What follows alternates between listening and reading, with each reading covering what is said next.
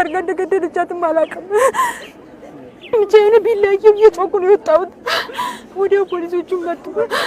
ህፃናቱና ወላጆቹ የትውውቅ የስጋ ዝምድና ከክፍለ ሀገር እንዳመጣት ቀደም ሲል ሌላ አስተያየት ሰጭም ነግረውት ነበር። ዝምድና ከክፍለ ሀገር ነው የመጣችው። ዝምድና የላቸውም እስከማውቀው ማለት ነው። ያው በደላላ ነው ከጎንደር ነው ያስመጣቻት። ህፃናቱ ሲጫወቱ በሁለቱ መካከል የነበረውን ነገር እንዲህ ለመጨረሻ ጊዜ መቼ ነው ያዩአቸው? እንጃ አንድ 5 ቀን 5 ቀን የማይሆነው 3 ቀን ምናምን ቢሆን Ashama hordoftoota YouTube jalatti argamtan hundumti keessanuu akkam jirtu obboloota koo nagaa waaqayyoo isiniif haa baay'atu bakka jirtanitti iddoo jirtanitti hundumattuu araara isaatti fayyaan isaas wajjin haa ta'u jecha eegamaa buleewwan koo irraa dhugaan siniin jedha waan an jedhe dubbadhuuf waan an jedhe wadhiisuu waliin wallaale jechuudha. Maalifi barri kun bara badaadha barri kun bara dhumaa bara macarrashaa natti fakkaata akka kiyyatti jechuudha. Maalifi namni baay'ee garaa walitti jabaachaa jira. Duuti ammaachaa jirti. Namni zariidhaan gooxiidhaan gariidhaan wal qoodaa jira. Yeroo ammaa kana keessatti namni amanamuuf namni inama namni addaan baafame yeroo hin beekamne kana keessatti baay'ee ulfaata jiruun kun jarana. Jiruun biyya lafaa baay'ee ulfaachaa deemaa jira dhugaan siniin jedha. Ani yeroo hundumaa dhugaa waaqa kadhadha yeroo jedhu qoosa isinitti fakkaata. Yeroon kun yeroo waaqa itti kadhatan dhugaa rabbiifu. Maaliif namni hojjettuun mana Finfinnee keessatti jechuudha. Daa'ima lama jechuudha. Daa'ima didiqqoo sabiyyii umaa hin beekne daa'ima lama takka qaltee takka huutee ajjeeste jechuudha. Kun maaliin jechuun bara dhumaati. Namni jechuudha yeroo akkamitti mee daa'ima sabiyyii umaa hin beekne tana warri lafti nagaa jedheeti warri itti dhiifatee biraa ba'ee biraa deeme jechuudha. Amanee itti dhiifatee deeme. Sinii galee amanee itti dhiifatee daa'imman didiqqoo tana biraa deeme ishiin daa'imman tana takka qaltee albeedhaan saniinuu ilmoo daa'ima sabiyyii. Albeedhaan qaltee taanfannistee biraa deemte jechuudha. Dhugaan ganamarraa laalee jechuudha. Himmaan dhugaa qabachuun dadhabe mataan na doodee mataan na dhukkube jechuudha. Maaliif bara akkamii keessa akka jirru na ajaa'ibe. Bara akkamii keessa jirra jaran. Dhugaan siniin jedha yeroo ammaa kanatti nama dhiisatti yeroo gaaddidduu ofiitu itti namanne.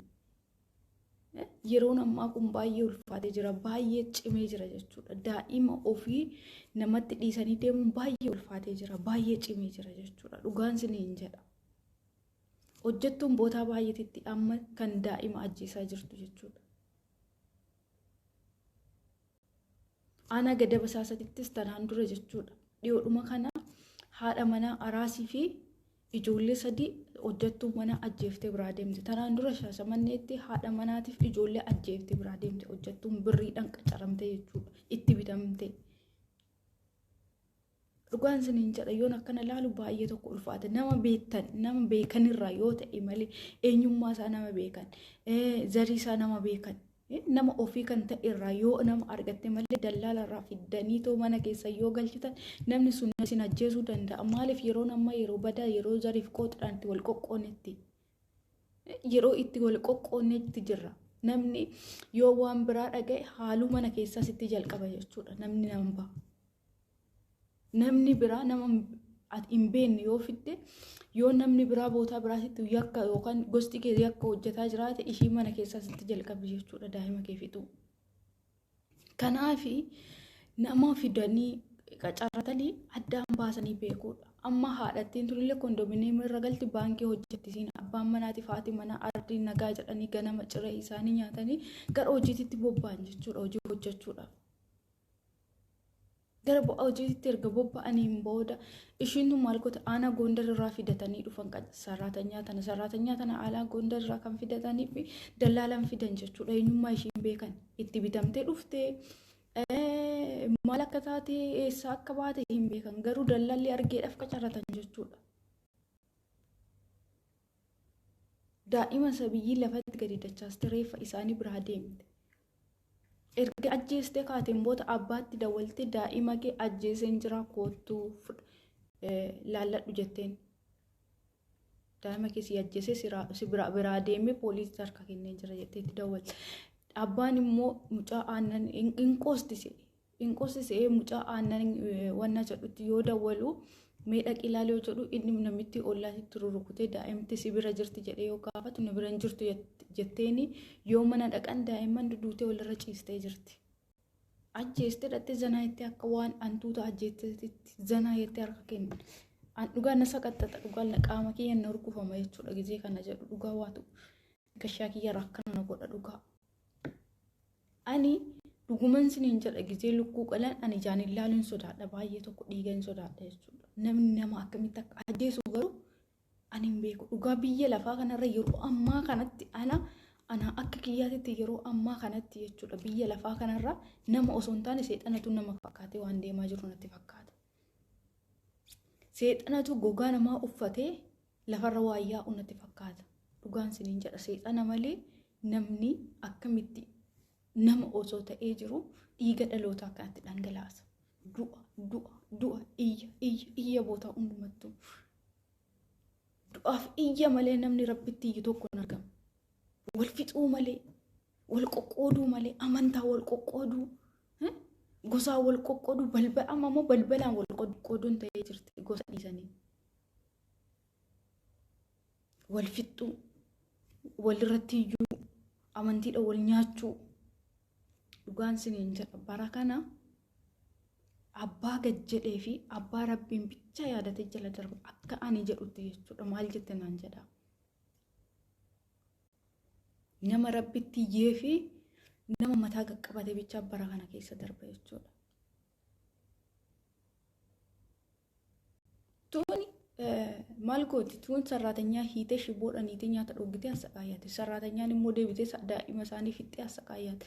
Maaliin biyya na barree akkanaa kun? An dhugaa baay'een sodaadha isin sodaattanii akka kiyya kana. Isin akka kiyya kana barri kun isin sodaachisee ani dhugaan siniin jedha ani sodaadhe maal akka ta'e hin beeku na sodaachisa. Yoo nan rafus yoo nan ka'us abjuu keessa waan badaa argaa ooluuf na sodaachisa dhugaan siniin jedha. Waan mana gaan ollee buluu natti hin fakkaatu. Wanti wayii uumamu fa'a natti fakkaata. Lapheen kiyya na birrata dhugaan siniin jedha.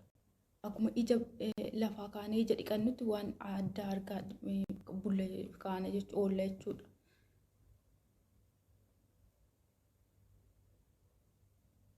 Haadha ajjeestee gadaba saasatitti ilmootti dabartee ilmoo fixxee ani namatu bulguu ta'e ta'uu ani giruma nagalee maal akka ta'e hin beeku.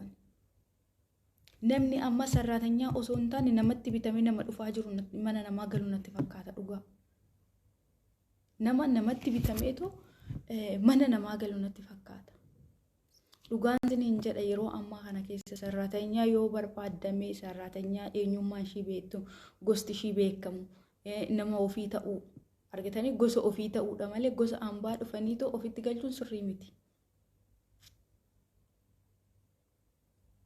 Maaliif waan nama gootu wanta hin beekamneef waan barrii sodaachiseef jechuudha. Ati gaariilee taatuuf ishiin gaarii ta'uu dhabuu dandeessi. Ati hoomaan goonillee ishii waasi godhuu dandeessi. Dhugaan siniin jedha bara amma ani gaaddidduu kiyyaa na sodaachaa jira nama dhiisatti. Na sodaachisa maal akka ta'e hin beeku. Lubbuun rabbiin gatii itti kaffalee rabbi uume qoosa taate jechuudha. Gitee didiqqoo taanu namni du'ee jedhanii namni nama ajjeesee fagoorraa argina dhageenya malee dhugaan siniin jedha. Bakka haasaa keessa namni du'ee namni nama ajjeese jechuun haasaa keessa dhaga'ama. Amma nama immoo warii osoo jedhanii namni warii irra filata jechuudha namni bilaasha ta'e. Dhugaan siniin jedhaan akka kiyyatti dhugaa akkatuma mana nama hojjedhu dhabe jechuudha. Sammuun naa doodee dhugaa siniin jedha halkanii guyyaa. Na yaaddecha dhugaan siniin jedha. Ani ofii kiyya yoo nan siraadhe maatiin kiyya biyya keessa jira maaltu dhalatin maaltu uumamin maaltu immoo ta'a laata. Har'a immoo bulanii boroo maaltu dhufa laata kanan jedhu jechuudha. Dhugaa rabbi nu haa yaadatu. Ani homaa siniin jedhu dhugaan siniin jedha ani mataan na doodee rabbii. Daa'ima akkanaa tana daa'ima sabiyyii harka maaltu ishiidhaa qala jiran harka maaltu ishiidhaa ajjeesa ajjeeftee zanaa itti hidhattee harka kennatti akka waan osoo nama akkanaa kana nama ajjeese ajjeefamee akka mangistii suudii biyyi keenya silaa qoosan taatu dhugaan siniin jedha. Lubbuun silaa akka tasaatitti hin ba'u jechuudha. Namni lubbuu baasuu hin sodaata. Namni jiruun itti waddadee jira ajjeesee mangistii itti harka kennee achi taa'ee zanaa hidhee biddeen nyaachuu isaa wayya. Urfaa keessa deemee beela'ee du'uura jechuudha.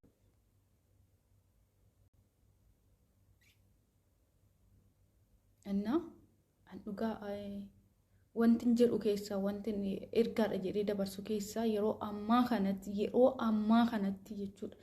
Nama hin beekne ofitti sissuu miti. Nama gosa isaa hin beekne hojjettuu manaa godhachuu miti.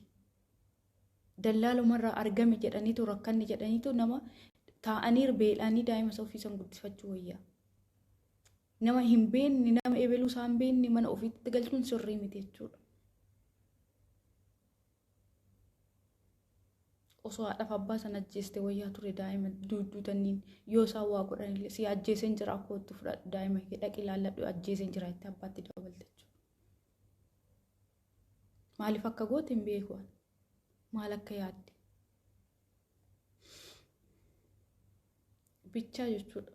Kan faraduu danda'u kan dhugaa arguu danda'u kan qandabsine yeroo hundumaa isa ardiif samii uume rabbiin tokkicha bichaadha jechuudha.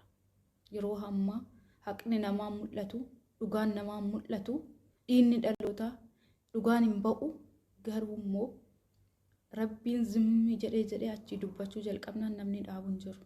Dheekkamuu jalqabeennan namni isa dhaabu tokkollee hin jiru jechuudha. Kanaaf osoo dura of deebifne osoo rabbiin duratti of deebifne hundumti keenya osoo fuula rabbii barbaanne dhugaan siniin jedha. Bara dhaloonni akkanatti garaa jabaate. Bara namni akkanatti garaa jabaate. Namni garaa jabaate maaliif akka garaa jabaate hin beeku dhugaa.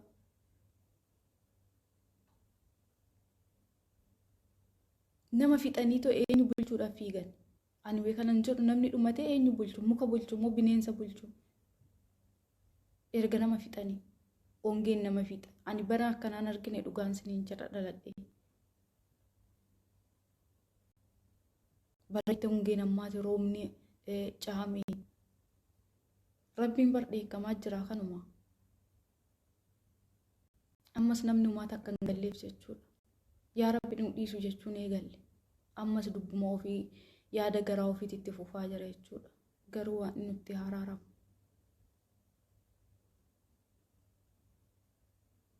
Annaa an dhugaa daa'ima tana argee mar'imaan tun urgufame rabbi.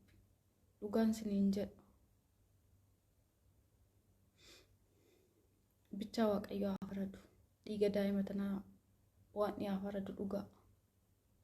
Dhiiga nama kamiyyuu dhiiga nama qulqulluu rabbiin haa faradu. Kanaaf yeroo ammaa nama dhiisatii gaaddidduu ofiitu amanuun afee jira siniin jedha dhugaa. Gaaddidduma ofii kana jechuudha. Kanaaf nama hin beekne ofitti sissuun, nama hin beekne karaarraa fuudhanii ofitti galchuun, nama hin beeknetti daa'ima ofii dhiisuun boodatti kunoo kana fida jechuudha. Dallaalli maal rakkate gatii birrii isaa malee bootaa barbaadee fideet namaa kenna jechuudha. Kanaaf nama qacarannuuf nama hin qacaranne addaan baafnee beeku. Nama ofitti galchuuf nama ofitti hin galchine beeku. Duraan dursinee itti yaadu. Duraan dursinee waan san qorachuu. Namni yoo nu barbaachisa ta'e namni akkamii akka mana keenyatti galu yaadu. Yeroon ammaa kuni yeroo nama ofitti galchan dhiisitiin yeroo nama hambaa gara biraatirraa fidatanii qacaratan dhiisati.